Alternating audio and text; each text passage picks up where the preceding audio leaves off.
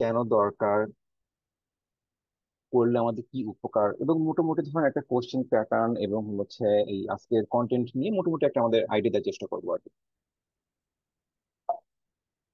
তো আমার স্লাইডটা তো দেখাচ্ছে না? জি। ওকে। তো ইনফরমেশন সিস্টেম অডিট, তো আসলে অডিটটা কেন দরকার? যেমন ধরেন এখন বর্তমানে তো আসলে আমরা যা কিছু করি না কেন সবকিছু তো আসলে আইটি কেন্দ্রিক, তাই না? তো একটা সময় প্রজেক্ট ছিল। আপনার সুন্দর আছে, অসুবিধা নাই। আহ আহ, সবাই একটু কাইন্ডলি একটু সবাই একটু মিউট করি। কোনো কোশ্চেন থাকলে অবশ্যই করবেন। তো বর্তমানে তো আসলে যেটা বলছিলাম যে সবকিছু আসলে আমাদের আইটি নির্ভর। তো এখন আমাদের মনে করেন যে আমরা বিজনেস পার্সপেক্টিভে বলি বা যে কোনো ধরনের রিপোর্টিং পার্সপেক্টিভে বলি, আমরা মনে করেন ওভারঅল আমাদের ধরেন সেই ক্যালকুলেশন থেকে শুরু করে আমাদের সমস্ত কাজগুলো ঠিকভাবে হচ্ছে কিনা আগে। তো এটা আসলে বোঝার ওয়ে কি? আপনাকে হয় হলো যে যখন আপনি সিস্টেম ডিজাইন করেছিলেন আর কি, তখন আপনি সেটা ঠিকভাবে ডিজাইন করেছিলেন কিনা আর কি। তখন বিজনেস কেন্দ্রিক যে ক্যালকুলেশন গুলো আপনি মাথায় রেখেছিলেন সেগুলো ঠিকভাবে করেছিলেন কিনা। তো এজ এ অডিটর আমাদেরকে মনে করেন ফার্স্টে যেটা করতে হয় যে আসলে ধরেন আপনার বিজনেস কে কেন্দ্র করে আমাদের যে সিস্টেম আমরা ডিজাইন করছি সেটা ঠিকভাবে আসলে চলছে কিনা আর কি, সেটা অপারেশনাল কিনা আর কি। তারপর মনে করেন বিভিন্ন রকমের রেগুলেটর পার্সপেক্টিভে বলেন বা বিভিন্ন রকমের ধরেন বিএফএও বা বিভিন্ন রকম বাংলাদেশ ব্যাংকের গাইডলাইন থাকতে পারে, বিভিন্ন রকমের আপনার গাইডলাইন থাকতে পারে, রেগুলেটরি গাইডলাইন থাকতে পারে। সেই অনুসারে আমরা আসলে আমাদের সিস্টেমটাকে ডিজাইন করতে কিনা আর কি। যে জিনিসগুলো ধরেন আপনার কনফিডেন্সিয়ালিটি বা ইন্টিগ্রিটি পার্সপেক্টিভ যেগুলো আমাদের ইনশিওরের কথা ছিল সেগুলো আমরা করছি কিনা আর কি। তারপর ধরেন বিভিন্ন সময় ম্যানেজমেন্টের বিভিন্ন হচ্ছে ডিরেকশন থাকে যে আসলে আমাদের যে সিস্টেম গুলো আমরা ঠিকভাবে সেটা করছে কিনা ধরেন। তারপর হচ্ছে মনে করেন বিভিন্ন রকমের যে হলো হচ্ছে আপনি ফর্জারি হতে পারে, বিভিন্ন রকমের অডিট লগ থাকতে পারে। এই জিনিসগুলো আসলে কতটুকু আমার সিস্টেমের জন্য আমরা ঠিকভাবে কালেক্ট করছি কিনা, ঠিকভাবে আমরা অপারেট অপারেট করছি কিনা এটা। তো investor audit assures protection of information asset. তো আমার ধরেন একটা ইনভেন্টরি থেকে শুরু করে আমার ইনভেন্টরি ডাটা গুলো সেটা আমি ঠিকভাবে কালেক্ট করছি কিনা, আমার যে লগ গুলো আমার সেটা ঠিকভাবে যাচ্ছে কিনা আর কি। তো এজ এ অডিটর আমাদের হলো হচ্ছে সেই সবগুলো জিনিসই কিন্তু আমাদেরকে বিবেচনা করতে হয় আর কি। So information system audit, information audit is a formal examination and or testing of any system to determine whether information system comply with applicable laws, regulation, control and or industry guidelines. যেমন ধরেন বাংলাদেশে যতগুলো financial organisation আছে আর কি, সেটা হচ্ছে বাংলাদেশ ব্যাংকের যে আইসিটি সিকিউরিটি গাইডলাইন, যেটা 2023 সালে ভার্সন 4 রিলিজ করেছিল আর কি। সেটা মনে করেন সবগুলো ব্যাংক কিন্তু সেটা মানতে বাধ্য। তো বিভিন্ন সময় কিন্তু বাংলাদেশ ব্যাংক থেকেও বিভিন্ন ব্যাংকগুলোকে অডিট করে। বা আপনি যদি কোনো টেলগো সাইট থেকে আসেন বা আপনি ধরেন কোনো আইএসপি সাইট থেকে আসেন, সেখানে কিন্তু আপনি বিটিআরসি বলেন বা বিভিন্ন রকমের বিভিন্ন রেগুলেটর কিন্তু থাকে আর কি। তো তারা কিন্তু সেই তাদের যে আপনি গাইডলাইন সেখান থেকে কিন্তু তারা সেটা আপনি নিজের করার চেষ্টা করে আসলে কমপ্লায়েন্স পার্সপেক্টিভ আপনার কতটুকু এনশিওর করতেছেন। যেমন ধরেন একটা এক্সাম্পল দিই, আপনি যদি ইউরোপিয়ান ইউনিয়নের কোনো একটা যদি ল চিন্তা করেন জিডিপিআর, অ্যাজ পার জিডিপিআর আপনি কোন একটা ইউরোপিয়ান ইউনিয়নের কোন একটা সিটিজেনের কিন্তু আপনি ইনফরমেশন রিজার্ভ করতে পারবেন না যতক্ষণ না তাকে আপনি অ্যাওয়ার্ড করবেন আর কি। যেমন আপনার আমাদের ব্যাংক গুলোকে আমরা অনেক সময় ফেস করতে হয়। যেমন আমাদের ধরেন বিভিন্ন ব্যাংকের হলো হচ্ছে এই ইন্টারন্যাশনাল যে এয়ারপোর্ট সেখানে লাউঞ্জ থাকে আপনি জানেন। তো সেখানে অনেক সময় হচ্ছে ধরেন সিঙ্গাপুর এয়ারলাইন্স বা বিভিন্ন এয়ারলাইন্স আমাদেরকে সরাসরি কোয়েরি করে বা বিভিন্ন সময় কোশ্চেন পাঠায় এরকম, যে আসলে আমাদের এখানে যে ইউরোপিয়ান ইউনিয়ন বিভিন্ন রকমের যে সিটিজেন আসছে, পার্সন আসছে, তাদের ডাটা আমরা প্রিজার্ভ করি কিনা। যদি তাদের ডাটা আমরা প্রিজার্ভ করি আর কি, তাহলে আলটিমেটলি কিন্তু আমাদেরকে জিডিপিআর ল ফলো করতে হবে। তারপর মনে করেন যে হচ্ছে বিভিন্ন রকমের যে পেমেন্ট আপনি পিসিআই ডিএসএস যে certification, payment card industry data security standard. তো বাংলাদেশ ব্যাংক 2018 সালে একটা সার্কুলার জারি করেছিল এরকম যে আসলে যে ব্যাংকগুলো বা প্রতিষ্ঠানগুলো আর কি ক্রেডিট কার্ড ইস্যু করে বা অ্যাকোয়ার করে বা আসলে মোট কথা ক্রেডিট কার্ড বা ডেবিট কার্ড নিয়ে বিজনেস করে আর কি, তো তাদেরকে এই পিসিআই ডিএসএস এই রুলস গুলো কিন্তু ফলো করা ম্যান্ডাটরি আর কি। এটা আপনি না ফলো করে আপনি কিন্তু আমরা বিজনেসটা রান করতে পারবো না। তাছাড়াও ধরেন ভিসা বলেন, মাস্টার কার্ড বলেন, এবং এই কার্ডগুলো কিন্তু এর সাথে ম্যান্ডাটরি। তো এখন মনে করেন সিএ সার্টিফিকেশন আসলে বেসিক্যালি অ্যাজ এ অডিটর আমাদেরকে শিখাবে আসলে একটা অডিট আমরা কিভাবে কন্ডাক্ট করবো আর কি। যেমন ধরেন একটা যদি এক্সাম্পল দিই, সিসা আমাদেরকে শিখাবে একটা রিস্ক বেস অডিট আমরা কেমন করে করবো আর কি। রিস্ক বেস অডিট কিরকম? যেমন ধরেন আপনি যখন কোনো একটা প্রতিষ্ঠানে অডিট করতে যাবেন, তো সেখানে অবশ্যই একটা টাইমের একটা ডেডলাইন থাকবে, যে হয়তো বা সেটা আপনি 1 সপ্তাহ বা 2 সপ্তাহ বা একটা সার্টেন টাইম থাকবে আর কি। এবং সেখানে আপনার হয়তো ম্যান পাওয়ার হচ্ছে আপনার যে রিসোর্স ম্যান আপনার থাকবে, যে ম্যান পাওয়ার থাকবে, সেটা হয়তো বা দুজন তিনজন, একটা একটা ডিফাইন করা থাকে। তো এখন আপনি এমন একটা জায়গায় অডিট করতে গেছেন, এখন আপনি ধরেন হয়তো বা আপনার ম্যান পাওয়ার শর্টেজ, অথবা মনে করেন আপনার এক্সপার্টিস নাই, যেটা ধরেন নতুন একটা টেকনোলজি, তো এক্সপার্টিস নাই, অথবা মনে করেন আপনার যে টাইমটা আছে সেই টাইমের ভিতরে আপনি কাভার করতে পারছেন না, বিভিন্ন রকম ইস্যু হতে পারে আর কি। তাহলে আপনি অডিটে শেষ করবেন কিভাবে? যে সিসা আমাদেরকে যে গাইডলাইনটা দেয়, তো আমাদের যখন আমরা ফার্স্ট অডিট করবো আর কি, তো সেখানে আসলে আমাদের যে স্কোপ গুলো থাকবে, সেখানে সমস্ত স্কোপ গুলোকে আমরা আগে একটা প্রায়োরিটি সেট করবো আর কি, ক্যাটাগরাইজ করবো আর কি, যে আসলে কোনটা আমার প্রায়োরিটি হাই, কোনটা প্রায়োরিটি লো, বা কোনটা প্রায়োরিটি মিডিয়াম। আমরা একটা ক্যাটাগরি সেট করবো আর কি। তো সেখানে সেই ক্যাটাগরি সেট করার পরে আমরা সেটার উপর একটা রিস্ক অ্যানালাইসিস করবো বা রিস্ক অ্যাসেসমেন্ট করবো আর কি, যে আসলে কোন আইটেমটা আমার জন্য আসলে খুবই ক্রিটিক্যাল, কোন আইটেমটা আমার জন্য আসলে আমি যদি সেটা ঠিকভাবে অ্যাসেসমেন্ট না করি আর কি, তাহলে আমার পরবর্তীতে হয়তো বা কোনো রকম যদি আপনার গ্যাপ বা কোনো লুফল থেকে থাকে, সেটা খুব ক্ষতি হতে পারে। তবে আলটিমেটলি আমার যে হচ্ছে ধরেন যদি টাইমে যদি আমার আহ, যদি শর্টেজ থাকে আর কি, তাহলে আলটিমেটলি আমার যে প্রায়োরিটি হাই সেটা অবশ্যই আমাকে কমপ্লিট করতে হবে আর কি। এবং প্রায়োরিটি যেটা লো সেগুলো হয়তো আমি আমার প্রথম যে অডিও সেটাকে ডিসকার্ড করে আমি হয়তো বা পরবর্তীতে অ্যাড করতে পারি, বা আমি সেটাকে লিমিটেশন লিখতে পারি। তো বিভিন্ন ভাবে আমি আসলে সেটা করতে পারি, কারণ আলটিমেটলি একটা রিস্ক বেস অডিটে আমরা কিভাবে রিস্ক অ্যাসেসমেন্ট করবো, সেটা মনে করেন আমাদেরকে সিসা শেখাবে আর কি। তো মোটামুটি আমাদের হচ্ছে এই সিসা সার্টিফিকেশনের জন্য আমরা আপনাদেরকে একটা হলো হচ্ছে রিভিউ ম্যানুয়াল দিব আর কি, যেটা আইসাকা থেকে প্রোভাইড করা আর কি। আমি বলবো যে আপনি এই একটা রিভিউ ম্যানুয়াল পড়লে আমার যথেষ্ট। তো এই রিভিউ ম্যানুয়ালে বেসিক্যালি হচ্ছে আমাদেরকে ধরেন একটা সিসা সার্টিফিকেশন যে এক্সাম, সেই এক্সাম দেওয়ার জন্য মোটামুটি যে নলেজটা থাকা দরকার, বেসিক্যালি ধরেন এই রিভিউ ম্যানুয়াল মোটামুটি সবগুলো কাভার করবে আর কি। আর আরেকটা জিনিস হলো হচ্ছে, যেমন মনে করেন আপনার সার্টিফিকেশন হয়ে গেছে, সার্টিফিকেশন করছেন আর কি, তাহলে অনেকে হয়তো কোশ্চেন থাকতে পারে যে আসলে এই সার্টিফিকেশনের মেয়াদ কতদিন, এরকম একটা কোশ্চেন থাকতে পারে। তো এই সার্টিফিকেশনের মেয়াদ আসলে এই ধরনের প্রফেশনাল সার্টিফিকেশনের কোনো মেয়াদ থাকে না। এটা প্রত্যেক বছরে একটা হচ্ছে আপনার একটা সিপি আওয়ার বলে আর কি, যেটা বলে হচ্ছে কন্টিনিউয়াস প্রফেশনাল এডুকেশন। তো একটা সিপি আওয়ার থাকে, সেটা হচ্ছে আপনার ধরেন প্রত্যেক বছর 40 ঘন্টা করে আর কি। সেটা আমি পরবর্তীতে আসছি। তো এই সিপি আওয়ারটা হলো হচ্ছে এই অনুসারে আপনাকে আপডেট করতে হবে নিজেদের। ফর এক্সাম্পল, আপনি মনে করেন বর্তমানে তো আসলে আমাদের এই আর্টিফিশিয়াল ইন্টেলিজেন্স বা আপনার মেশিন লার্নিং, বিভিন্ন রকম নতুন নতুন টেকনোলজি আসছে। তো এখন এই টেকনোলজির সাথে নিজেকে কিন্তু আপডেট করতে হবে। এখন আপনি হলো হচ্ছে যখন কোনো একটা প্রতিষ্ঠানে অডিট করতে যাবেন, বা আপনি কোনো একটা প্রতিষ্ঠানে আপনি ইন্টার্নাল অডিটর, আপনি হচ্ছে আপনাকে অ্যাসাইন করা হলো আর কি, আপনি সেখানে অডিট করছেন পুরো একটা ডিপার্টমেন্ট, আইটি মনে করেন আইটি অডিট করতেছেন, তাহলে ফার্স্ট আপনার যেটা দরকার অবশ্যই একটা অডিট নলেজ দরকার। কারণ অডিট নলেজ যদি আপনি না জানেন, কারণ আলটিমেটলি আপনি একটা ধরেন যখন রিপোর্টিং করবেন, কিসের বেসিসে রিপোর্টিং করবেন, অবশ্যই ধরেন আপনি কোন একটা আপনার আর্টিফ্যাক্টস বলেন বা আপনার নন কমপ্লায়েন্স ইস্যুটা আপনি কালেক্ট করবেন, সেটা কিসের কিসের বেসিসে আপনি হচ্ছে সেটাকে নন কমপ্লাই বলবেন আর কি। তাহলে সেটা অবশ্যই একটা প্যাটার্ন আছে, বা কিভাবে আপনি কালেক্ট করবেন সেই আর্টিফ্যাক্টসটা, সেটাতে অবশ্যই একটা রুলস আছে, সেটা আমরা জানবো আর কি।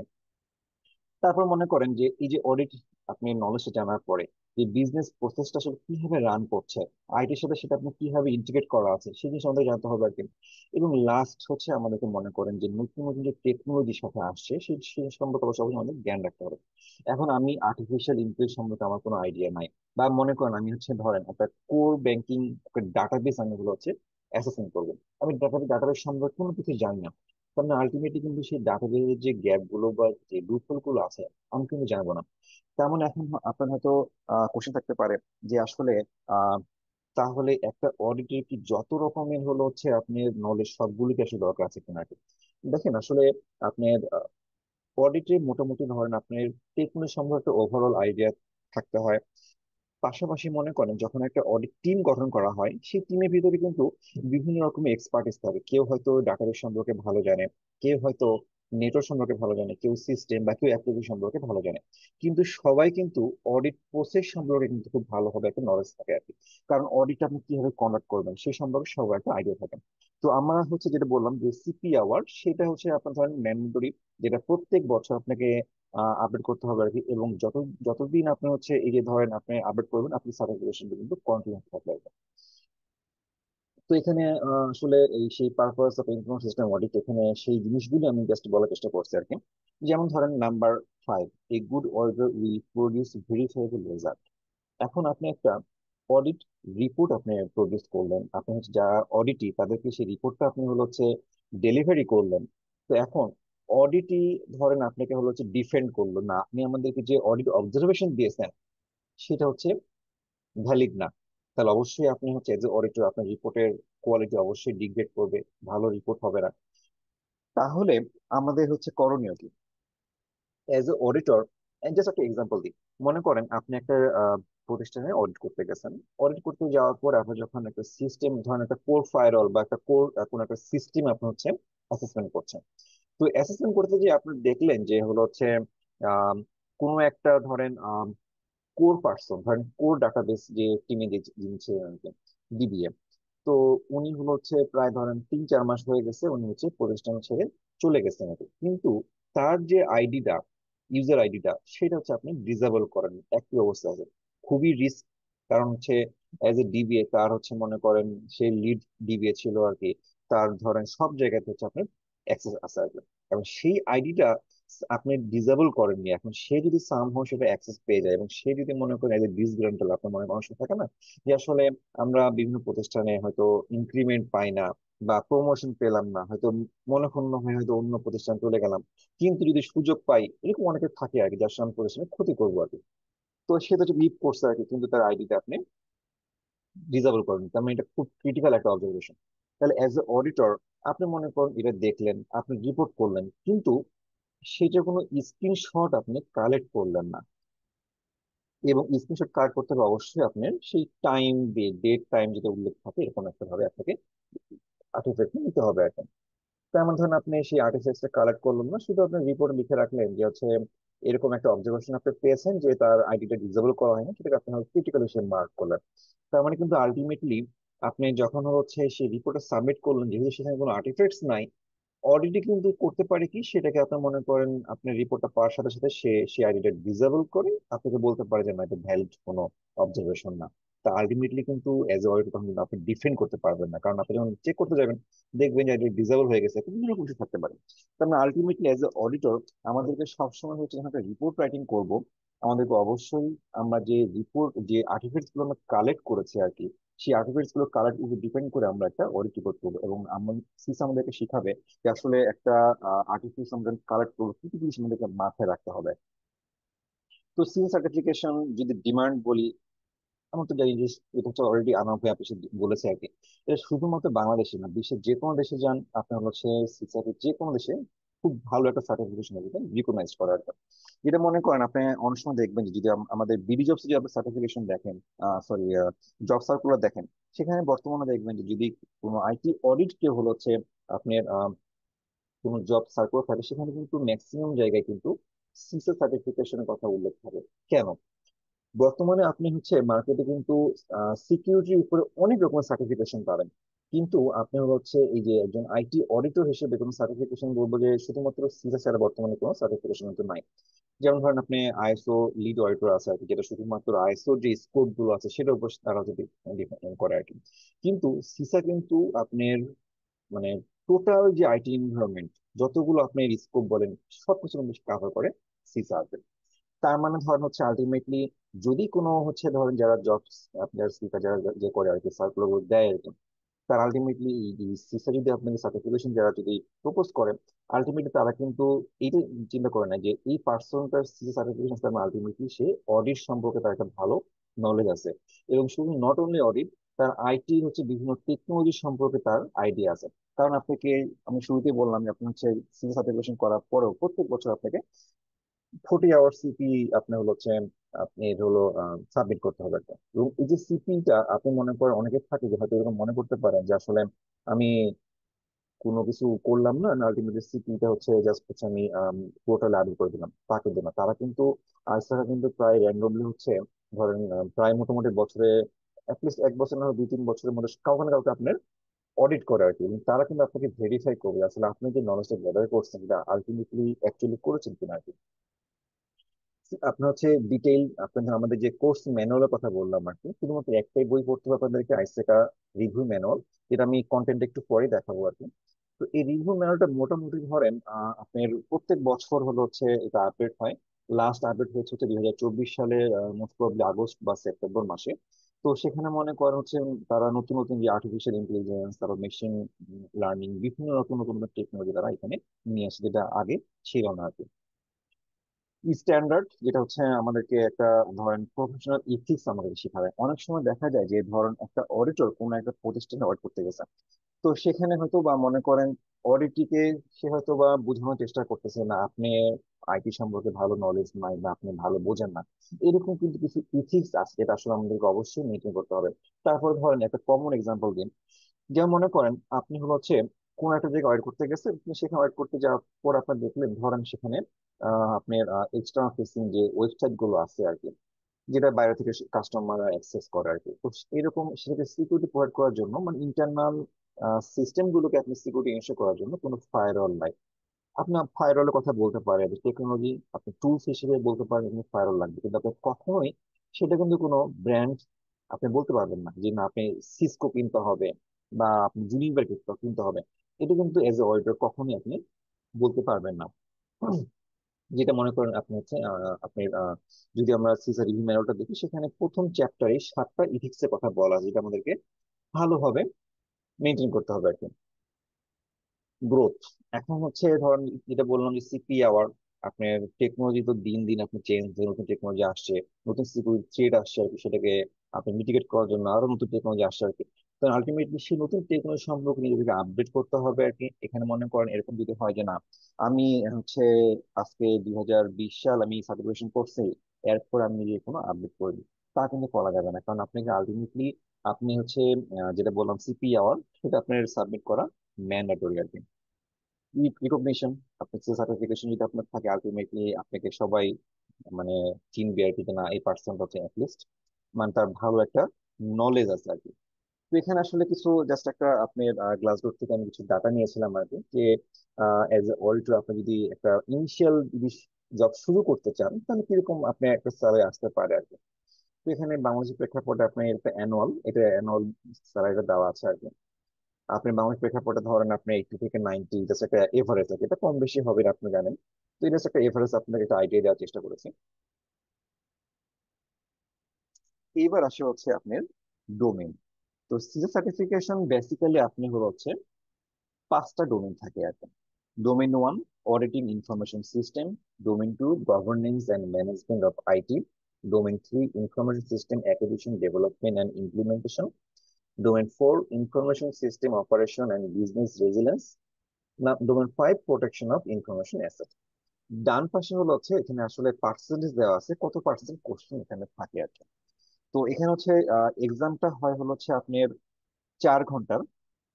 তো এই 4 ঘন্টার ভিতরে বেসিক্যালি আপনার 150টা কোশ্চেন আপনাকে সলভ করতে হবে।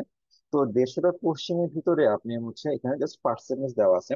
তো ডোমেন 1 থেকে আপনি 18%, ডোমেন 2 থেকে 18%। এটা হয়তো দেখে আপনাকে মনে হতে পারে যে এই যে লাস্টে যে ডোমেন 4 আর 5 থেকে দুটো ডোমেন পড়লে মনে হয় আপনি অনেক কিছু কাভার করবে আর কি, 52%, মানে 26, 26, 52%। আসলে হচ্ছে এখানে আপনার কোশ্চেনের সংখ্যাটা বেশি থাকে, কিন্তু এখানে আমাদের ডোমেন 1টা হলো যে আমাদেরকে শেখাবে যে আসলে এজ এ অডিটর আপনি কিভাবে আসলে অডিটটা করবেন, আপনার কি কি জিনিস মাথায় রাখতে হবে, কিভাবে আপনি হচ্ছে রিপোর্টিং করবেন, কিভাবে ফলো আপ করবেন, কিভাবে আপনি হচ্ছে আর্টিফ্যাক্টস কালেক্ট করবেন, মানে ওভারঅল স্ট্যান্ডার্ড গাইডলাইন আমাদেরকে ডোমেন 1-এ আমাদেরকে সে দিবে আর কি। এবং এখানে মনে করেন কোশ্চেনের সংখ্যা সবচেয়ে কম থাকে, কিন্তু এই কোশ্চেনের ওয়েটেজ থাকে সবচেয়ে বেশি। আইসাকা বেসিক্যালি কোশ্চিন আপনি কোন কোশ্চেনের মার্কস কিরকম সেটা আসলে পাবলিশ করে না, বাট আপনার হচ্ছে এখানে, তবে হচ্ছে আপনি জাস্ট একটা যে আইডিয়া দিয়ে আপনাকে মনে করেন ডোমেন 1-এ ধরেন হচ্ছে আপনি 18টা কোশ্চেন, ডোমেন 4 আর 5 মিলে মনে করেন 52টা কোশ্চেন। এই 52টা কোশ্চেনের ভ্যালু যদি আপনি 2 মার্ক করে হয়, তার মানে আপনার কত, ধরেন হচ্ছে 52টা কোশ্চেন 2 মার্ক করে হলে আপনার 104 মার্ক হয় আর কি। আর 18টা কোশ্চেন এরকম হতে পারে, যেহেতু ডোমেন 1-এ বললাম সবচেয়ে ওয়েটেজ বেশি, ডোমেন 1 আপনি মনে করেন প্রত্যেকটা কোশ্চেনে আপনি হলো হচ্ছে 5 মার্ক করে, তাহলে 5 18 আপনি কত হয়, আহ 90। তার মানে আপনি 18টা কোশ্চেন সলভ করে 90 মার্ক পাচ্ছেন। আর ডোমেন 4 আর 5 হলো হচ্ছে আপনি পাচ্ছেন হচ্ছে মনে করেন 104। তার মানে আলটিমেটলি ধরেন আমার কম কোশ্চেন কিন্তু ওয়েটেজটা বেশি একদম। তো বেসিক্যালি হচ্ছে এই ডোমেন 1টা আমাদেরকে অডিট পার্সপেক্টিভ চিন্তা করতে শেখাবে আর কি। ডোমেন টুতে আপনি হচ্ছে মেইনলি গভর্নেন্স আর ম্যানেজমেন্ট। আপনার ধরেন গভর্নেন্স, আপনার গভর্নিং বডি কি কাজ করে, কিভাবে করবে আর কি। তারা তো বেসিক্যালি ধরেন বিভিন্ন স্ট্র্যাটেজিক প্ল্যান করে আর কি। ম্যানেজমেন্ট মনে করেন সেই স্ট্র্যাটেজিক প্ল্যান গুলোকে আপনার হচ্ছে তারা কিভাবে আসলে আপনার আদায় করা যায় আর কি, সেটা আসলে তারা সেটা চেক করে আর কি। ডোমেন থ্রি হচ্ছে information system acquisition, development and implementation. Basically এখানে প্রজেক্ট ম্যানেজমেন্টের পার্ট গুলোকে আসলে ছোট করে আপনার দেখানো হয়েছে আর কি। তো এখানে বেসিক্যালি ডোমেন থ্রিটা প্রজেক্ট ম্যানেজমেন্ট নিয়ে কাজ করবে। ডোমেন ফোর হলো হচ্ছে বিভিন্ন রকমের ইনফরমেশন সিস্টেম নিয়ে, বিভিন্ন রকমের টুলস নিয়ে বা ইনফরমেশন টেকনোলজি নিয়ে এখানে কথা বলবে আর কি। আর ডোমেন ফাইভটা হলো হচ্ছে আপনি ধরেন বিভিন্ন রকমের হচ্ছে এই ধরেন প্রোটেকশন মেকানিজম, বা ধরেন আপনি এই অ্যাটাক গুলোকে আপনি কিভাবে মিটিগেট করবেন, বা কোথায় ধরেন আসলে কি রকম আপনি কন্ট্রোল থাকা দরকার। যেমন যেমন ধরেন আপনি একটা যদি ডাটা কনফিডেন্সিয়ালিটি এনশিওর করতে চান, অবশ্যই সেটাকে ইনশিওর করতে হবে, বা প্রপারলি আপনাকে হচ্ছে সেগ্রিগেশন করতে হবে আর কি। তো এই জিনিসগুলো বেসিক্যালি আপনি কিভাবে প্রোটেকশন করবেন ডোমেন ফাইভে, সেটা আপনার উল্লেখ করা আছে। তো আমি জাস্ট একটু হাই লেভেলে আপনার একটু হচ্ছে আউটলাইনটা দেখাই। আমি এই শেয়ারিংটা বন্ধ করে আমি আগে শেয়ার করতেছি।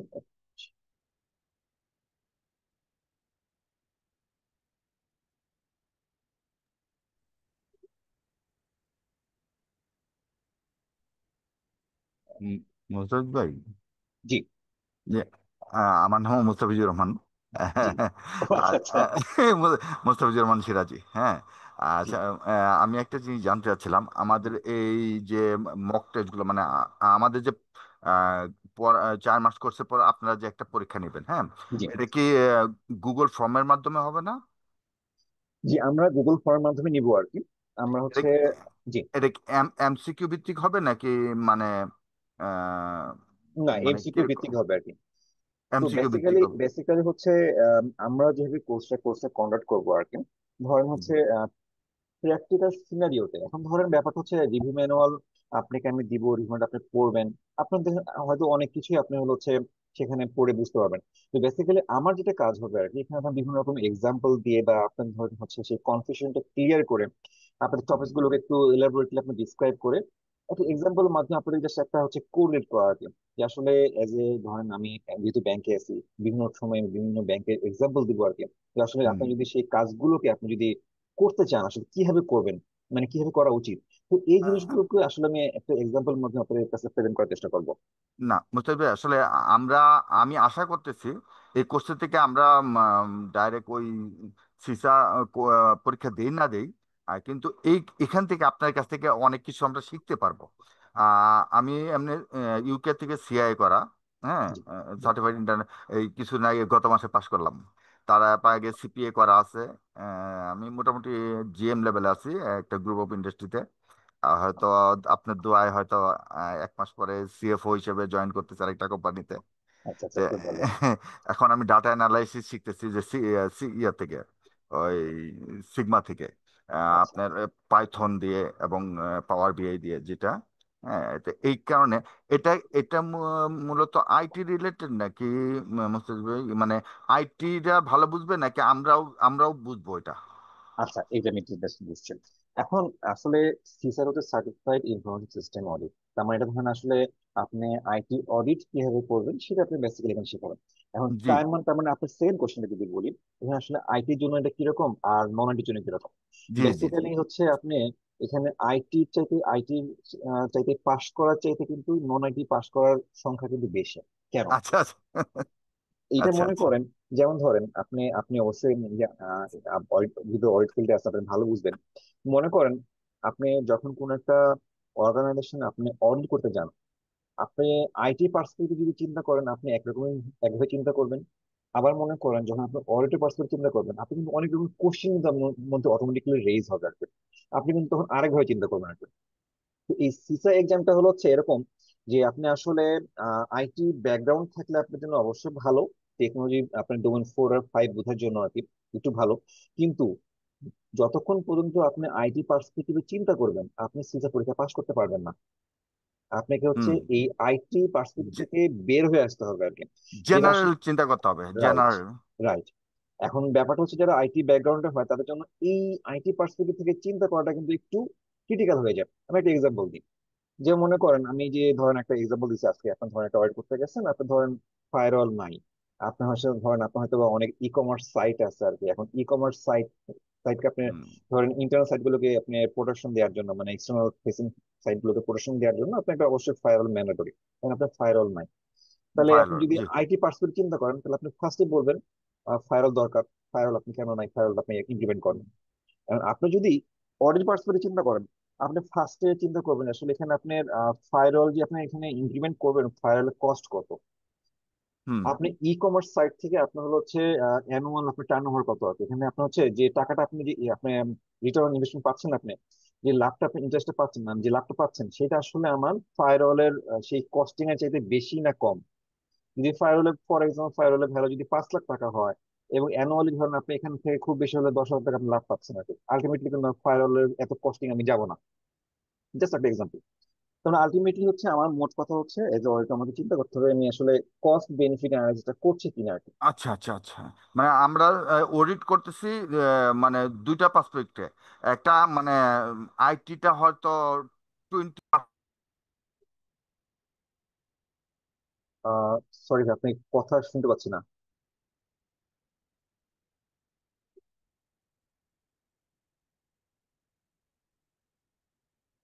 হ্যালো, আমাকে শোনা যাচ্ছে? জি, আহ আপনাকে হ্যাঁ শুনতে পাচ্ছি হ্যাঁ, স্যার। আপনাকে হ্যাঁ, শোনা জি, যাচ্ছে। আপনাকে তাহলে শোনা যাচ্ছে। উনি মনে হয় ডিসকানেক্ট হয়ে গেছে, যাই হোক, উনি জয়েন করুক। নেটওয়ার্কের প্রবলেম। আচ্ছা। না ভাই, শুনতে পাচ্ছেন এখন? হ্যাঁ, এখন শুনতে পাচ্ছি ভাই। আচ্ছা, আমি বলতেছি আমার সম্ভবত এখানে আমরা যেটা শিখবো সেখানে 20% সম্ভবত আইটি রিলেটেড, আর বাকিটা হচ্ছে আমাদের ম্যানেজমেন্ট কস্ট রিলেটেড এবং আদার্স জেনারেল নলেজ, যেমন আইপি, তারপর এপিআই, এইগুলো রিলেটেড হয়তো 20% থাকতে পারে। হ্যাঁ। এখানে আসলে বেসিক্যালি কি আপনার আইটির কিন্তু ডেপথ নলেজ আপনার লাগবে না। জি জি জি, সেটাই আমি বলতে আইটির চাচ্ছি। ডেপথ নলেজ লাগবে না, আপনাকে ওভারঅল একটা টেকনোলজি আসলে কিভাবে কাজ করছে। মানে হ্যাঁ। না, আমি এআই এজেন্ট নিয়ে কাজ করতেছি, অলরেডি এআই এজেন্ট বানাচ্ছি। যেমন হুম, আমি হুম, যদি এখন এই সিস্টেমের মধ্যে এআই এজেন্ট দিয়ে রাখি যে তুমি হুম, হুম, অটোমেশন, তুমি এটা চেক করে রাখো অটোমেটিকলি। কেউ এখন যেমন হ্যাকিংটাও হচ্ছে কিন্তু এআই দিয়ে, আমি রাইট। যেটুকু জানলাম এআই ইন্টিগ্রেট করে, যার ফলে নতুন নতুন হ্যাকিং এ প্রবলেম হচ্ছে। যে হুম। এআই এবং ইথিক্যাল হ্যাকিংদেরও এআই শিখতে হচ্ছে। যেমন তো আপনার এক্সাম্পল দিই, একটা ওয়েবসাইট আছে sodan.com, SODN, sodan.com। হ্যাঁ হ্যাঁ। এই বেসিক্যালি কি করে, সে বেসিক্যালি হলো হচ্ছে বিভিন্ন রকমের ধরেন হলো হচ্ছে প্রতিষ্ঠানের সে কি কি ভার্সন ইউজ করতেছে সে সেটা কালেক্ট করে তার কাছে কিন্তু রাখে, একটা ডাটাবেস আচ্ছা থাকে তার কাছে। আচ্ছা। এখন এইটা যেমন ধরেন আপনি হলো হচ্ছে আজ থেকে 2-3 বছর আগে প্রায় হলো হচ্ছে গোটা ওয়ার্ল্ড ওয়াইড 85,000টা আপনি হচ্ছে ভিএমওয়্যার হুম। সে এখান থেকে আপনার হচ্ছে কম্প্রোমাইজ হয়েছিল কিভাবে। যে সে হচ্ছে ধরেন কোন প্রতিষ্ঠান কোন ভিএমওয়্যার ভার্সনটা ইউজ করতেছে আর কি, সেই জন্য সেই ডাটাটা তার কাছে রাখছে। ভিএমওয়্যার এর হলো হচ্ছে একটা স্পেসিফিক ভার্সনের জন্য একটা ধরেন এক্সপ্লয়েটেবল একটা হলো হচ্ছে আপনার ভালনারেবিলিটি ছিল আর কি। তো এই হ্যাকাররা করছে কি, তারা এই ডাটাগুলো দিচ্ছে কোন প্রতিষ্ঠানটা এই ওই যে এক্সপ্লয়েটেবল ভার্সন ওই হ্যাঁ ভার্সনটা হ্যাঁ কোন প্রতিষ্ঠান ইউজ করতেছে আর কি, তারা কিন্তু সেখান থেকে ডাটাটা নিয়ে তারা সরাসরি আপনি সেই ধরেন অটোমেটিক্যালি আপনি সেই সিস্টেম গুলো আপনি কম্প্রোমাইজ করছিল আর কি, শুধুমাত্র ওই ধরেন থার্ড একটা ওয়েবসাইট থেকে আর কি। সেটাই। ওকে ভাই, থ্যাংক ইউ। ওকে, তাহলে আমরা জাস্ট একটু কন্টেন্ট সম্পর্কে একটু হালকা আমরা আগাই। জি। জি।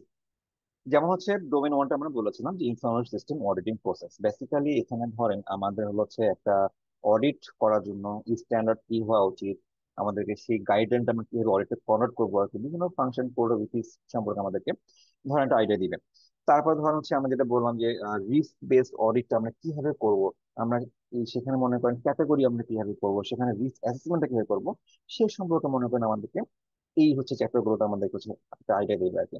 তো বেসিক্যালি হচ্ছে প্রত্যেকটা চ্যাপ্টার এখানে হচ্ছে দুইটা ভাগে ভাগ করা থাকে। প্রথম ভাগে মূলত ধরেন আসলে আমার একটা হাই লেভেলে আসলে কিভাবে আমার অডিটটা করতে হবে বা কি করা উচিত সেই সম্পর্কে মোটামুটি একটা আইডিয়া দিবে আমাকে।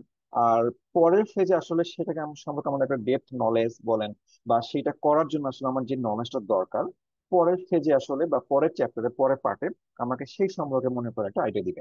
যেমন ধরেন audit management, audit project management, অডিটও কিন্তু একটা ওয়ান কাইন্ড অফ প্রজেক্ট। কারণ আমরা জানি যে প্রজেক্টের যদি ডেফিনেশন জানি, প্রজেক্ট একটা টেম্পোরারি টাস্ক যেটা আসলে একটা শুরু হবে থাকবে একটা শেষ থাকবে আর কি। তো ধরেন আমরা যখন একটা অডিট হচ্ছে আপনার ধরেন কনভার্ট করি, তো অডিট চার্টার থেকে শুরু করে ধরেন আপনার হচ্ছে অডিটটা কতদিন মিলে কন্ডাক্ট করবে, কে করবে, মানে মোটামুটি ধরেন একটা মোটামুটি কিন্তু একটা প্ল্যান থাকে আর কি। তারপর ধরেন আমরা যখন অডিটটা করা করতে যাই আর কি, হয়তো আমরা ধরেন অ্যাজ পার যে audit আমাদের রুলস থাকে আর কি, যে প্রথমে হয়তো আমরা কিছু ইনফরমেশন কালেক্ট করি, তারপর আমরা হয়তো একটা ডেট ফিক্স করি আর কি, এইভাবে আসলে আস্তে আস্তে আমরা অডিটটা করি। তারপর হয়তো বা ধরেন মেন অডিট রিপোর্টটা তাদেরকে পাবলিশ করার আগে তাদের কাছে একটা হয়তো বা আমরা হচ্ছে ড্রাফট রিপোর্ট দিই, তাদের কাছে একটা এন্ডোর্সমেন্ট নিই, যে আসলে মানে মোটামুটি একটা ট্রান্সপারেন্সি থাকার জন্য, যে আসলে আমরা যে এই ধরনের অবজারভেশন গুলো আমরা পেয়েছি এবং আপনাদের এখানে এই ধরনের গ্যাপ গুলো ছিল আর কি, সেটার উপর ডিপেন্ড করে কিন্তু আমরা একটা অডিট ড্রাফট রিপোর্ট প্রথমে পাবলিশ করি। তারপরে ধরুন তাদের কাছ থেকে হয়তো একটা সময় থাকে যে আসলে মনে করেন যে তারা হয়তো কিছু মিটিগেট করলো, বা তারা মনে করেন হলো হচ্ছে তারা অ্যাওয়ার্ড থাকলো আর কি, যে আসলে না আমাদের এটা অবজারভেশন মানে ভ্যালিড, ঠিক আছে। তারপর একটা ধরনের ইনভেস্টমেন্ট নিয়ে তারপর তারপর হয়তো আমরা একটা মানে ফাইনাল একটা রিপোর্ট দিই। ফাইনাল রিপোর্ট তারপর দেওয়ার পরে হয়তো বা আমরা টাইম টু টাইম হয়তো ফলো আপ করি। সেখানে ফলো আপের হয়তো একটা ডিউরেশন থাকে, যদি খুব ক্রিটিক্যাল হয় আমরা হয়তো বা একটু মানে শর্ট পিরিয়ডে আমরা হয়তো সেটা হচ্ছে ইয়ে করি, ফলো আপ করি। যদি মনে করি সেটা যদি খুব ক্রিটিক্যাল না হয়, ডকুমেন্টেশন হয় আর কি, ধরেন খুব একটা বড় ইম্প্যাক্ট নাই, সেটা তো আমরা একটা লং টাইম হয়তো আমরা ফলো আপ করি আর কি। তো এই ধরনের হচ্ছে আমরা মনে করেন যে আসলে আমরা তারপর মনে করেন অডিট টেস্টিং বা স্যাম্পলিং আমরা কিভাবে করবো আর কি, এই সমস্ত কিছু কিন্তু আমরা এখানে অ্যানালাইজ করবো আর কি। স্যাম্পলিংটা কিরকম, এখন মনে করেন আপনি হচ্ছে ফর এক্সাম্পল একটা হচ্ছে আইটি, আপনি একটা আইটি কোনো একটা প্রতিষ্ঠানের আইটি আপনি অয়েড করতে গেছেন। তো সেখানে দেখলেন যে আপনার প্রায় 100টা সার্ভার আছে। তো আপনি যে হচ্ছে টাইম, আপনি যে ধরেন হচ্ছে অডিটের যে আপনার যে ডিউরেশনটা ধরা আছে সেটা, সেই ডিউরেশন আপনি আসলে এই একটা সার্ভার কাভার করতে পারবেন না। তাহলে আপনার অবশ্যই স্যাম্পলিং করতে হবে। তাহলে আপনি স্যাম্পলিংটা কিভাবে করবেন, কত পার্সেন্ট স্যাম্পলিং করবেন আর কি, সেটা আপনি ডিফাইন থাকতে হবে আর কি। আপনি মনে করেন যে হচ্ছে স্যাম্পলিং হয়তো অনেক সময় দেখা যায়, আমরা দেখবো আর কি, যে আসলে স্যাম্পলিং আমরা করলাম, যে দেখলাম যে না সবকিছু ঠিকঠাক আছে, সেই ক্ষেত্রে আমরা কিছু অমিট করতে পারি। আমরা হয়তো দেখলাম যে আপনার সেখানে কিছু রিস্ক থাকতে পারে, কিছু ধরনের আপনি এই ধরনের জিনিসগুলো আমরা আসলে এই চ্যাপ্টার গুলোতে ডিটেলসে দেখবো আর কি। তারপর মনে করুন এই governance of management and IT. তো বেসিক্যালি মনে করেন হচ্ছে আমরা হচ্ছে একটা বিজনেস একটা গোল থাকে আর কি, যেটা আমাদের হচ্ছে গভর্নিং বডি বা যেটা বোর্ড অফ ডিরেক্টর, যদি ব্যাংকের পার্সপেক্টিভ বলি, বোর্ড অফ ডিরেক্টর তারা হয়তো একটা অ্যাসাইন করে যে না, ধরেন আপনি একটা এক্সাম্পল যদি দিই, বোর্ড অফ ডিরেক্টর হয়তো আপনাকে অ্যাসাইন করলো এরকম যে আজকে আমাদের হচ্ছে customer base for example 1 lakh, আজ থেকে 3 বছর পরে আমাদের এই কাস্টমার বেস 2 লাখে আমরা দেখতে যাচ্ছি। বা আমাদের হলো হচ্ছে ধরেন আমরা এই বছরে এত লাভ করেছি, পরে এই 3 বছরে আমরা এত লাভ করতে যাচ্ছি, বিভিন্ন রকম হতে পারে আর কি। তো ধরেন কাস্টমার বেস যদি আপনি চিন্তা করেন 1 লাখ থেকে আপনাকে 3 বছরে ডবল করতে হবে, 2 লাখ করতে হবে আর কি। তার মানে তার একটা স্ট্র্যাটেজিক্যাল একটা আপনাকে ডিসিশন দিলো বা একটা বিজনেস গোল আপনাকে দিল আর কি। ম্যানেজমেন্ট করবে কি এই বিজনেস গোলটাকে আসলে কিভাবে অ্যাচিভ করা যায় আর কি, তারা কিন্তু আসলে আলটিমেটলি সেটাই হয়তো মনে করেন তারা হলো তো ধরেন হচ্ছে বিভিন্ন টিম ওয়াইজ হয়তো তারা ভাগ করে দিবে। ফর এক্সাম্পল হয়তো এখানে আপনি রিসোর্স লাগবে, আইটিতে হয়তো রিসোর্স লাগবে আর কি, বিভিন্ন সিস্টেমের জন্য বিভিন্ন ম্যান পাওয়ার বাড়াতে হবে আর কি, এইচআর হয়তো এখানে একটা কাজ করবে আর কি। এখন মনে করেন আপনি হলো হচ্ছে আইটির বর্তমানে আপনি মনে করেন যে ধরনের ইকুইপমেন্ট আছে, যে ধরনের আপনার আছে, সেটাকে আপনি এই 1 লাখ কাস্টমারকে আপনি সাপোর্ট দিতে পারছেন, কিন্তু কাস্টমার সংখ্যা বাড়ালে এখন আপনি ইকুইপমেন্ট হয়তো বাড়াতে হবে, আরো হাই পারফরমেন্স ইকুইপমেন্ট নিয়ে আসতে হবে, আপনাকে তার মানে আলটিমেটলি প্রক্রিউরমেন্টে যেতে হবে আর কি। তাহলে এই প্রক্রিউরমেন্টটা কে করবে আর কি। তো এই ধরনের নর্মালি জিনিসগুলো আপনি হলো হচ্ছে এই গভর্নেন্স ম্যানেজমেন্ট আর এই চ্যাপ্টার গুলো আমরা বেসিক্যালি এই জিনিসগুলো দেখার চেষ্টা করবো আর কি। তো বেসিক্যালি মনে করেন আমরা এখানে কি কি ধরনের রিস্ক থাকতে পারে, আমরা কিভাবে হলো হচ্ছে আমরা সেটাকে অ্যাচিভ করবো আর কি। যেমন ধরুন আইটি রিসোর্স ম্যানেজমেন্ট বলেন বা আইটি ভেন্ডর ম্যানেজমেন্ট বলেন, ভেন্ডর পার্সপেক্টিভ অনেক সময় আমরা এই চ্যাপ্টার গুলোতে দেখবো যে অনেক ধরনের আমরা হচ্ছে আপনার সার্ভিস আছে যেগুলো আমরা হয়তো অন প্রিমিসিস মানে নিজেদের হচ্ছে প্রিমিসিস আমরা ইমপ্লিমেন্ট না করে আমরা হয়তো ক্লাউডে মানে আমরা হচ্ছে সাবস্ক্রিপশনটা নিবো আর কি। তো সেখানে আমাদের রিস্ক কি, সুবিধা কি, এই ধরনের জিনিসগুলো আমরা এখানে বেসিক্যালি এখানে দেখবো আর কি। তার মনে করেন IT performance monitoring and reporting, আমরা যদি কোনো একটা সার্ভিস যদি আমরা মনে করেন ভেন্ডরকে দিই, তাহলে ভেন্ডর ধরেন যে আপনি যদি এখানে তাদের পারফরমেন্স মনিটরিং করার জন্য যদি কোনো রকম ম্যাট্রিক্স যদি আপনি সেট না করেন, আলটিমেটলি কিন্তু আপনার সেই পারফরমেন্স আপনি নিজে করতে পারবেন না। ফর এক্সাম্পল আপনি হয়তো বা একটা আইএসপি পার্সপেক্টিভ চিন্তা করেন, আইএসপি কে আপনি বলে দিলেন যে আসলে হলো হচ্ছে আমার এই হলো 99.99% ফর এক্সাম্পল আপনাকে হলো হচ্ছে প্রত্যেক মাসে আপ থাকতে হবে। ধরে নেন প্রত্যেক মাসে ম্যাক্সিমাম সে 10 মিনিট তার ডাউন টাইম থাকতে পারে। যদি 10 মিনিটের বেশি যদি তার ডাউন টাইম থাকে, আলটিমেটলি তাকে আপনি পেনাল্টি করবেন আর কি। তার মানে এটা তার একটা মেজারমেন্ট স্কেল, যে হচ্ছে ম্যাক্সিমাম সে হচ্ছে 10 মিনিট সে ডাউন টাইম ডাউন থাকতে পারে। এর বেশি যদি ডাউন থাকে আপনার, তাহলে আলটিমেটলি তাকে আপনি ফাইন করবেন। তারপর আইটি বিভিন্ন সার্ভিস গুলোকে আপনি কিভাবে কোয়ালিটি অ্যাসিওর করবেন, এই ধরনের জিনিসগুলো বেসিক্যালি আমরা এখানে দেখবো আর কি। তারপর ডোমেন থ্রিটা হচ্ছে information system acquisition, development and implementation. তো এখানে যেটা আমি বলছিলাম যে বেসিক্যালি আমরা এখানে প্রজেক্ট ম্যানেজমেন্টের একটা ধরেন, যদি কারো প্রজেক্ট ম্যানেজমেন্ট করা থাকে তাহলে সে অবশ্যই এখানে বেনিফিট হবেন। যে বেসিক্যালি প্রজেক্ট ম্যানেজমেন্টের ওই পার্টটা আপনি খুব শর্ট করে এখানে দেখানো হয়েছে আর কি। যদি ধরেন আপনি, আমি একটা এক্সাম্পল দিই এরকম, আপনি ধরেন ব্যাংকিং পার্সপেক্টিভে কোন একটা প্রোডাক্ট প্রকিউমেন্ট করতে চাচ্ছেন। তো সেখানে আপনার ধরেন বিভিন্ন ব্যাংক টু ব্যাংক ভেরি থাকতে পারে, আমি জাস্ট আমার ব্যাংকের পার্সপেক্টিভে বলি। তো সেখানে মনে করেন একটা হচ্ছে লিমিট ডিফাইন করা থাকে, যে ধরেন মনে করেন চিফ টেকনোলজি অফিসার সে ম্যাক্সিমাম কত অ্যামাউন্ট সে অ্যাপ্রুভ করতে পারবে। চিফ সিএফও এবং সিটিও, মানে চিফ ফিনান্সিয়াল অফিসার এবং চিফ পেমেন্ট অফিসার, তারা দুজন মিলে কত করতে পারবে। ধরেন আপনার সিটিও এবং সিএফও মিলে ফর এক্সাম্পল 1 লাখ টাকা হচ্ছে পারবে আর কি। 1 লাখ টাকার উপরে আপনি যদি যান, তাহলে আপনাকে ধরে নেন একটা পার্চেস কমিটি থাকবে, সেখানে মনে করেন হয়তো বিভিন্ন রকমের ডিভিশনাল হেডরা সেখানে আপনি মেম্বার থাকবে আর কি, অ্যাজ পার অপারেশন রুল যে থাকে আর কি। তো সেই ধরেন আপনি পার্চেস কমিটিতে আপনি যাবেন, পার্চেস কমিটিতে মনে করেন আপনি তাদের লিমিট ধরে নেন আপনি 10 লাখ। 10 লাখের উপরে যদি কোনো একটা প্রোডাক্ট প্রকিউর করতে যান, আপনাকে হয়তো এমনি জায়গায় যেতে হবে আর কি। তার হয়তো মনে করেন ফর এক্সাম্পল 15 লাখ বা 20 লাখ তার হচ্ছে লিমিট, এর ভিতরে সে প্রকিউরমেন্ট করতে হবে। এর চেয়ে যদি বড় অ্যামাউন্ট হয়, ধরেন 21 লাখ, 22 লাখ, 23 লাখ, যেটা হোক, বা আরো বেশি 1 কোটি, তো আলটিমেটলি যেতে হবে বোর্ডের কাছে। তার মানে এই ধরনের ধরেন আপনাকে হলো হচ্ছে যে রুলস রেগুলেশন, মানে কোথাও না কোথাও আপনাকে ডিফাইন থাকতে হবে। তো বেসিক্যালি ধরেন আমরা এই চ্যাপ্টার গুলোতে আসলে এই ধরনের জিনিসগুলো আমরা দেখবো আর কি। Infrastructure acquisition and development, project governance and management, business case and feasibility analysis. এখন মনে করেন ফর এক্সাম্পল আপনি কোনো একটা প্রোডাক্ট আপনি হলো হচ্ছে ইমপ্লিমেন্ট করতে যাচ্ছেন। এখন সেটা আপনি ইন হাউস ধরনের একটা সফটওয়্যার ইমপ্লিমেন্ট করতে যাচ্ছেন। এখন আপনি হচ্ছে in house software development team আছে। এখন সেটা আপনি চাইলে হচ্ছে মনে করেন আপনি সেই ডেভেলপমেন্ট ইন হাউস ডেভেলপমেন্ট টিমের মাধ্যমেও করতে পারেন। আবার মনে করেন সেটা হচ্ছে আপনি ধরেন আউটসোর্সিং, মানে ধরেন বাইরে কোনো একটা কোম্পানির কাছ থেকে প্রকিউরমেন্ট করতে পারেন, কিনতে পারেন আর কি। তো এখন এই বিজনেস কেসে আলটিমেটলি বা ফিজিবিলিটি অ্যানালাইসিস আপনাকে আসলে সেটাই অ্যানালাইজ করতে হবে যে আসলে আপনার কোনটা করলে আপনার জন্য সুবিধা। এখন এরকম হতে পারে যে আপনার ওই সফটওয়্যারটা খুবই ক্রিটিক্যাল, আপনার তৎক্ষণাৎ দরকার, আলটিমেটলি তাহলে আপনার ডেভেলপমেন্ট টাইম আপনি দিতে পারবেন না, আপনাকে সেটা প্রকুরমেন্ট করতে হবে।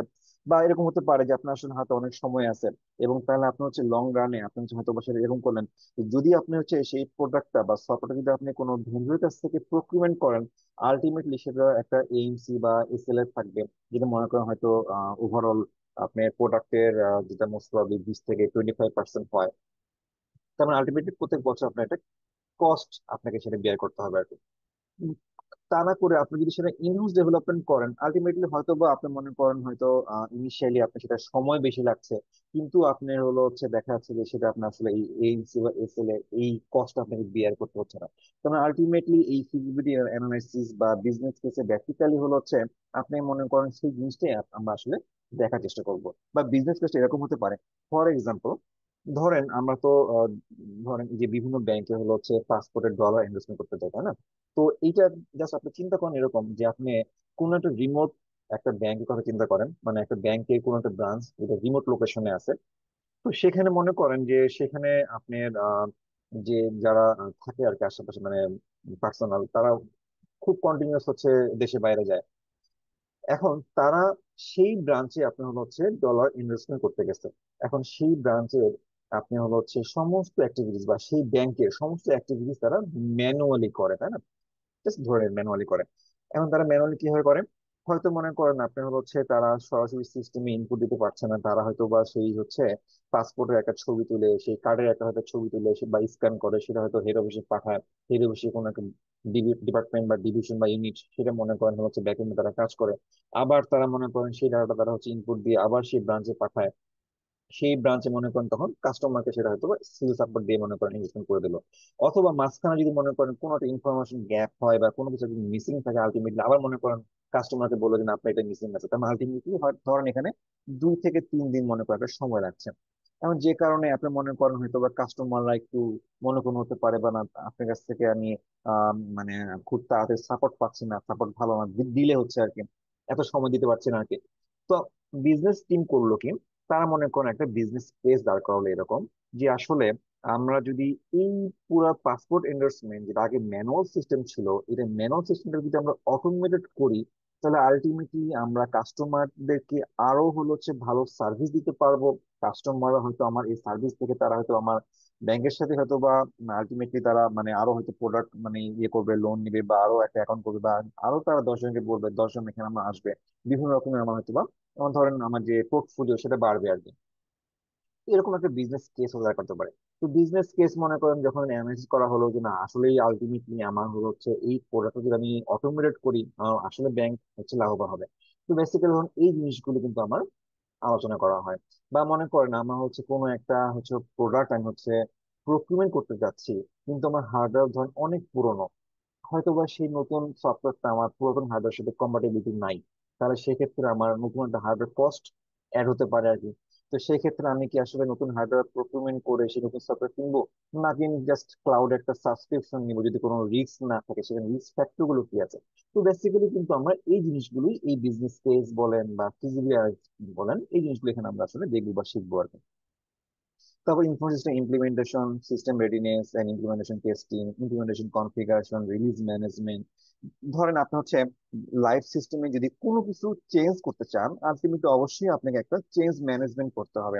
তো এই চেঞ্জ ম্যানেজমেন্ট যদি করেন, তার মানে ধরেন এখানে যদি কোনো ডাউন টাইম থাকে, ধরেন আপনার হচ্ছে কার্ড ম্যানেজমেন্ট সিস্টেম আপনাকে 24/7 সাপোর্ট এনশিওর করতে হবে, তাই না? আপনি হয়তো কোনো পজ মেশিন বলেন বা এটিএম থেকে আপনি যে কোনো সময় টাকা তুলতে পারেন কাস্টমারদেরকে। তো এখন আপনি সেই কার্ড ম্যানেজমেন্ট সিস্টেমে কোনো একটা ধরেন আপনি এনহেন্সমেন্ট করতে যাচ্ছেন, বা কোনো একটা সিকিউরিটি প্যাচ দিতে যাচ্ছেন, বা ধরেন কোনো একটা মডিফিকেশন করতে যাচ্ছেন, যে কারণে আপনি মনে করেন আপনার হচ্ছে 1 ঘন্টা ডাউন থাকবে ফর এক্সাম্পল। তাহলে এই যে 1 ঘন্টা ডাউন থাকবে, তাহলে আপনি আলটিমেটলি সেই কাস্টমাররা তো সার্ভিস পাবে না, তাই না? তার মানে আলটিমেটলি আপনার হচ্ছে অ্যাজ পার আপনার যে হচ্ছে প্রসেস ছিল আর কি, সেখানে আপনাকে বলা ছিল যে হলো হচ্ছে আপনি এই যদি কাস্টমার ফেসিং কোনো সার্ভিস যদি ডাউন থাকে, আলটিমেটলি কাস্টমারদেরকে অ্যাটলিস্ট একদিন আগে হলো আপনাকে জানাতে হবে, সেটা মেসেজের মাধ্যমে হোক, সেটা ইমেলের মাধ্যমে হোক, তাদেরকে কিন্তু অ্যাওয়ার করতে হবে। সেটা আপনি ঠিকভাবে করছিলেন কিনা আর কি। তার মানে আলটিমেটলি ধরেন আপনি হলো হচ্ছে সেই কাজটা ঠিকভাবে করছেন কিনা, এজ অডিটর আমরা সেটাই রিভিউ করবো আর কি, যে আসলে আমার সেই প্রসেস গুলো আসলে ঠিকভাবে আছে কিনা, ঠিকভাবে চলা হচ্ছে কিনা আর কি, সেখানে রিস্ক ফ্যাক্টর আছে কিনা, অথবা সেই সিস্টেম গুলোকে আরো কতভাবে আসলে ইমপ্রুভ করা যায়। একটা অডিটর কিন্তু কাজ দিয়ে শুধুমাত্র সে বিভিন্ন রকমের গ্যাপ খুঁজবে বা লুফল খুঁজবে, সেটা কিন্তু না।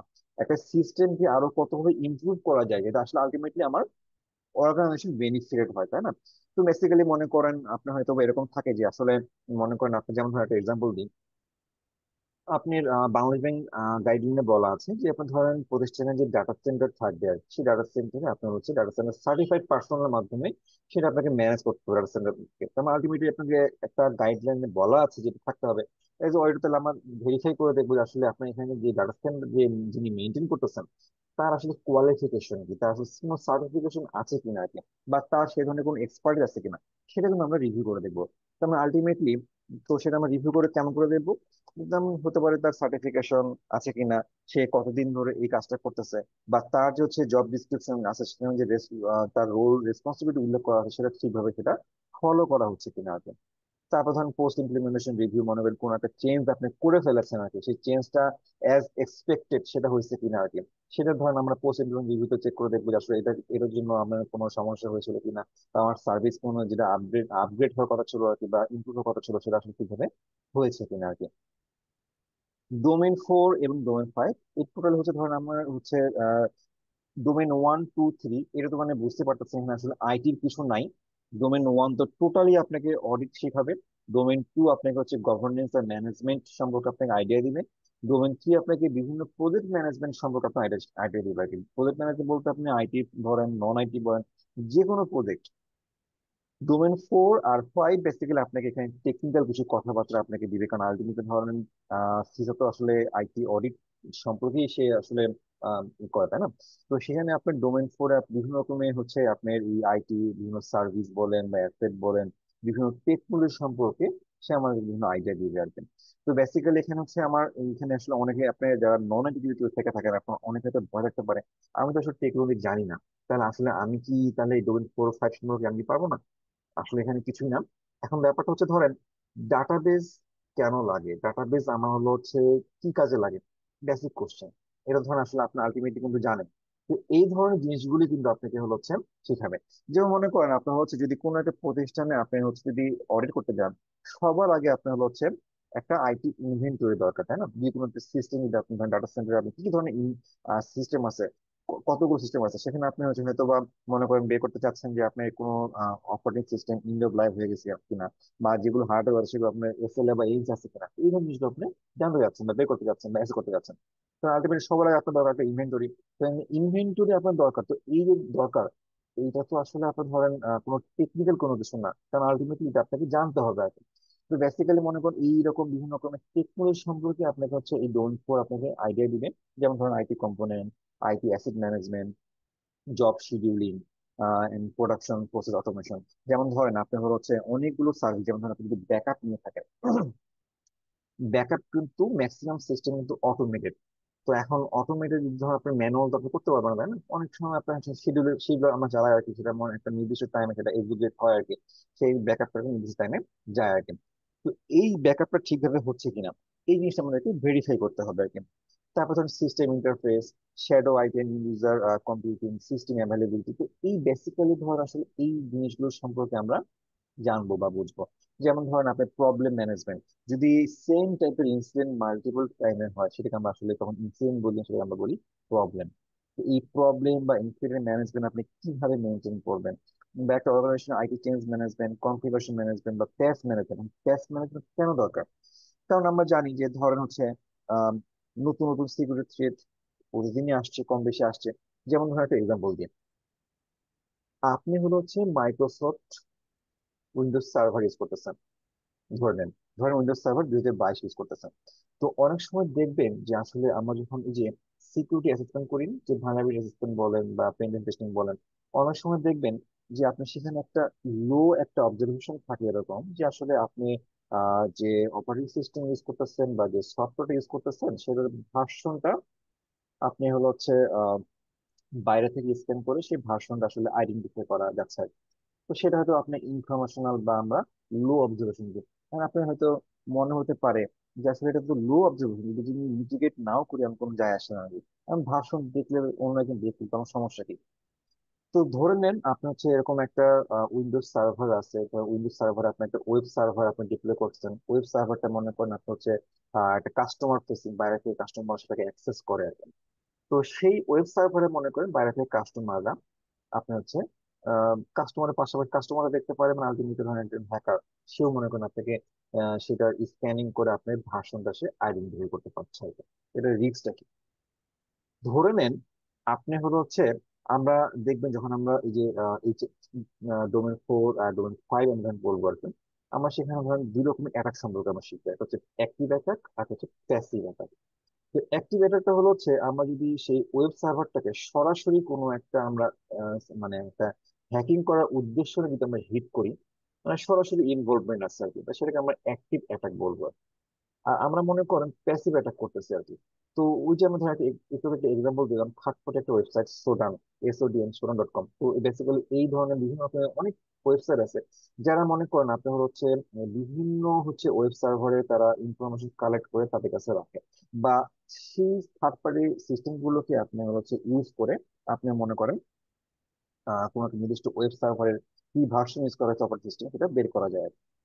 তো এখন মাইক্রোসফট কিন্তু প্রত্যেক মাসের থার্ড মঙ্গলবার অথবা থার্ড বুধবার তারা হচ্ছে সিকিউরিটি প্যাচ কিন্তু ডিপ্লয় করে। এটা তাদের ধরাবাঁধা নিয়ম, প্রত্যেক মাসে এটা করে আর কি।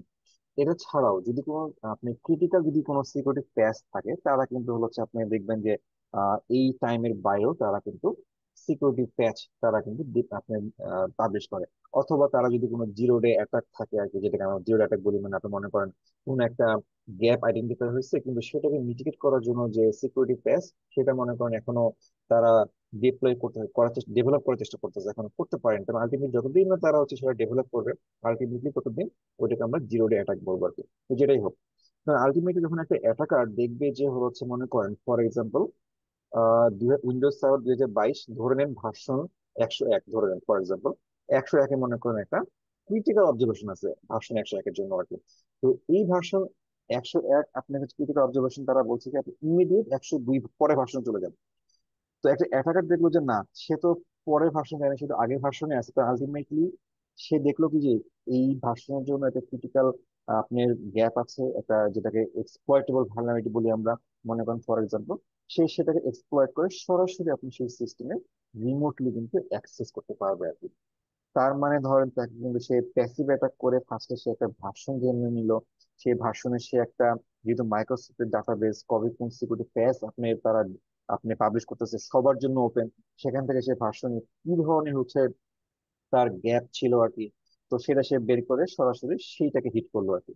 আর যদি অ্যাক্টিভ অ্যাটাক করতো আর কি, তো আমার ধর বর্তমানে কিন্তু যে ফায়ারওয়াল গুলো থাকে বা যে সিকিউরিটি ডিভাইস গুলো থাকে, সেটা কিন্তু অনেক ইন্টেলিজেন্স থাকে অটোমেটিক্যালি। তো সেখানে সে মনে করেন সে হয়তো দেখে যে যদি একটা সিঙ্গেল আইপি থেকে যদি মাল্টিপল হিট আসে, সে সেটা কিন্তু অটোমেটিক্যালি ব্লক করে দেয়। তার মানে একটা অ্যাক্টিভ অ্যাটাক যদি আমরা করি, তার মানে সে আইপিটাকে সে অটোমেটিক্যালি ব্লক করে দেওয়ার সম্ভাবনা অনেক বেশি। কিন্তু যদি আমরা প্যাসিভ অ্যাটাক করি, আমার ধরেন অ্যাক্টিভ অ্যাটাকে আমরা তো সে খোঁজার চেষ্টা করবো যে তার গ্যাপ কি আছে আর কি, এবং তার মানে বিভিন্ন ভাবে আমরা সেটাকে খোঁজার চেষ্টা করবো, অনেক ধরনের অনেক রকমের সেটাকে হিট আসবে, অনেক রকমের রিকোয়েস্ট ক্রিয়েট হবে আর কি। কিন্তু প্যাসিভ অ্যাটাকে আমরা জেনেই নিচ্ছি যে আসলে এটা গ্যাপটা কি, এবং সেই স্পেসিফিক গ্যাপ অনুসারে আমি তাকে হিটটা করছি, সাথে সাথে আমি সেটাকে এক্সপ্লয়েট করে তার অ্যাক্সেসটা নিয়ে নিচ্ছি। তো যাই হোক, আমার আলটিমেটলি এই ধরনের জিনিসগুলো তার মানে আমি যদি মিটিগেট করতে চাই, আমার একটা অবশ্যই প্যাচ ম্যানেজমেন্ট একটা পলিসি বলেন বা প্রসেস থাকতে হবে আর কি, সেটা ঠিকভাবে আছে কিনা, সেটা ঠিকভাবে ফলো করা হচ্ছে কিনা এজ এ অডিটর সেটা আমরা দেখবো।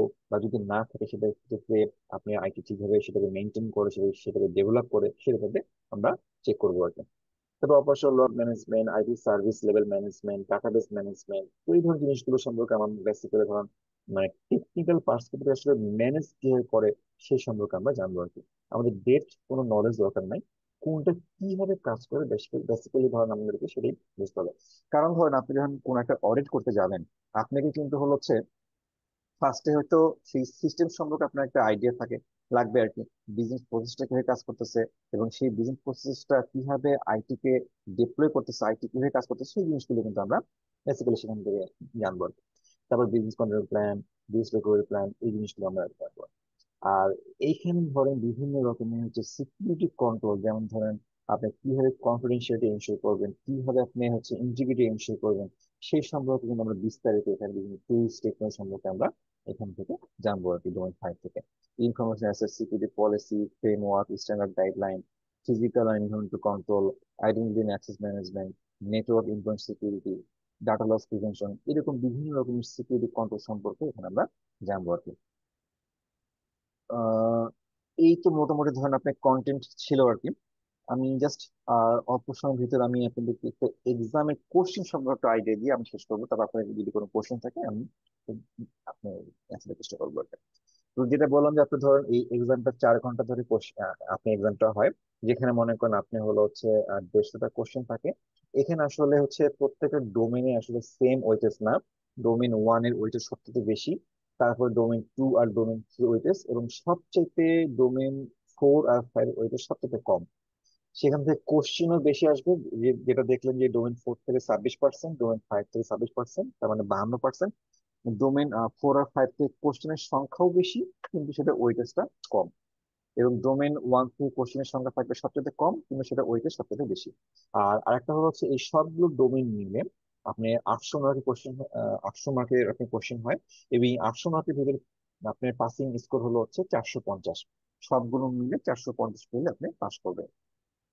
তো অনেক সময় সেক্ষেত্রে দেখা যায় যে আসলে আপনার ইন্ডিভিজুয়ালি 450 পেতে হবে কিনা, এটা মানে কোশ্চেন থাকে আর কি।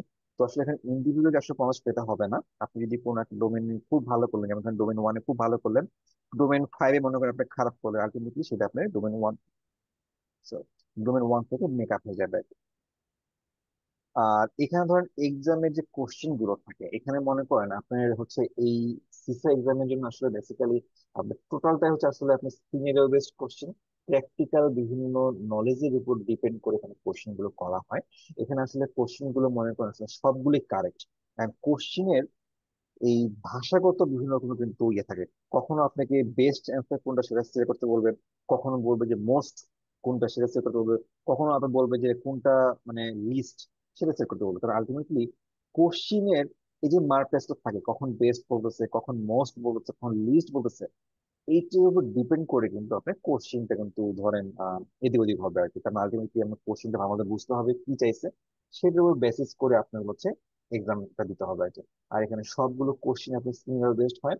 আপনি এখানে যে কারণে আসলে ধরেন আপনি ম্যাক্সিমাম ফেল করে কি কারণে আসলে, যে এখানে মনে করেন অনেকে হয়তো আপনি দেখবেন যে এই রিভিউ ম্যানুয়ালের পাশাপাশি আপনাদেরকে হচ্ছে আমরা একটা কোশ্চিন ব্যাংক দিব, কোশ্চিন ব্যাংক এটা আইসিটি থেকে মানে প্রোভাইড করে আর কি।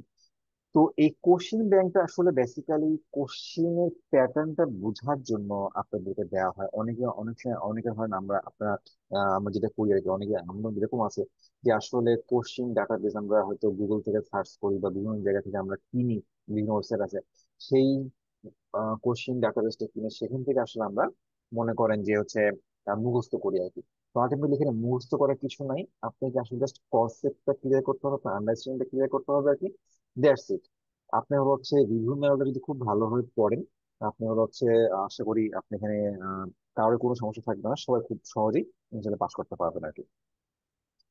তো এখানে জাস্ট হচ্ছে সার্টিফিকেশন স্টেপ, জাস্ট আপনি মনে করেন হলো হচ্ছে এখানে যেটা আছে আর কি, আপনার যারা মনে করেন পরীক্ষায় পাশ করবেন, পরীক্ষা পাশ করার পরে এখানে হলো হচ্ছে আপনি আইসার ওয়েবসাইট আছে একটা, সেখানে আপনি অ্যাপ্লাই করতে হয় যে আসলে আমি এখন হলো হচ্ছে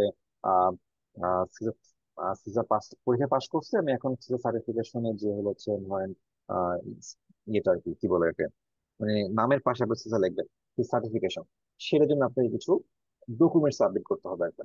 তো এখানে ধরেন কিছু আপনি ওয়েভার থাকে, যদি মনে করেন আপনি যদি অডিট ফিল্ড থেকে আসেন, সেখানে মনে করেন আপনি হলো হচ্ছে অডিট ফিল্ডে আপনি হলো হচ্ছে 5 বছর ধরে কাজ করতেছেন, সেখানে আপনি ফুল ওয়েভার পাবেন আর কি। আপনি মনে করেন হচ্ছে আইটি সিকিউরিটি নিয়ে কাজ করতেছেন, বা বিভিন্ন রকমের আপনি হলো হচ্ছে কোয়ালিটি অ্যাসেসমেন্ট নিয়ে কাজ করতেছেন, বিভিন্ন রকম ধরেন যে ইনভেস্টিগেশন নিয়ে কাজ করতেছেন। তো এরকম বিভিন্ন রকম ক্রাইটেরিয়া আছে আর কি, সেই ক্রাইটেরিয়া অনুসারে আপনি বিভিন্ন রকম ওয়েভার পাবেন আর কি। তো বেসিক্যালি ধরেন আপনি মনে করেন যদি একজন ধরেন আজকে একজন কেউ মাস্টার্স মানে অনার্স লেভেল পাস করছে, অনার্স লেভেল পাস করে সে সিসা সার্টিফিকেট করছে, আলটিমেটলি তার তো কোনো আপনি হলো হচ্ছে অভিজ্ঞতা নাই। তো আলটিমেটলি হচ্ছে তার সিসি যেটা বলা আর কি, তো আপনি মনে করেন কোনো একটা এরকম রিলেভেন্ট ধরেন কিছু প্রফেশনের কথা বলা আছে, সেই প্রফেশনে তার অ্যাটলিস্ট আপনি যে 4 বছর বা 5 বছর একটা অভিজ্ঞতা হওয়ার পরে সেই সার্টিফিকেট অ্যাপ্লাই করতে পারে।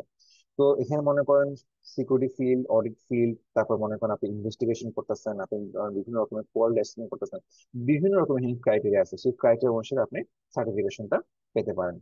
তো এই ছিল মোটামুটি ধরেন আমার আসলে বক্তব্য। আপনি যদি কারো যদি কোনো কোয়েরি থাকে আমাকে করতে পারেন।